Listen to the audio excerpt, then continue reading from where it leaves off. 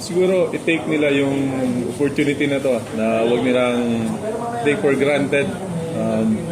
Marami silang matututunan sa mga ganitong liga. Before kasi ako, wala akong ganitong wala nagturo sa akin, walang mga liga na nung bata ako na merong ganito na napapanood na. Ang meron lang sa akin noon, dream lang yung nag-angat sa akin kung nasaan man ako ngayon. So, wag nilang hayaang masayang yung opportunity na to. So, kailangan nila maging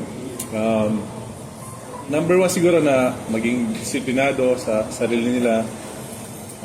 Gaya nga ng sample sinabi na makinig sa magulang, and then follow na yung mga coaches.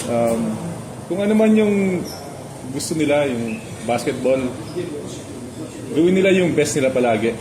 Work hard. Huwag nilang pabayaan din yung pag-aaral nila. And then, kung ano man yung may gimbungan ng lahat, basta magsipag ka, maganda yung maging result nun. Before talaga, late bloomer ako eh. Nung tumangkad ako, high school, graduate na ako ng high school, di pa ako nag-basketball talaga. Na yung walang coach na maayos na nagtuturo sa akin.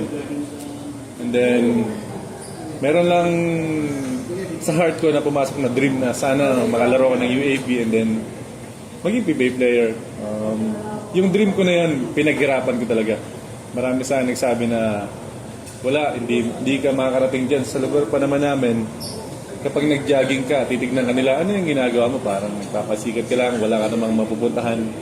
Ngayon, nakita nila yung result ng paghihirap ko na dito na ako ngayon. Nakapasok ako sa PBA dahil sa pagsikat na ginawa ko.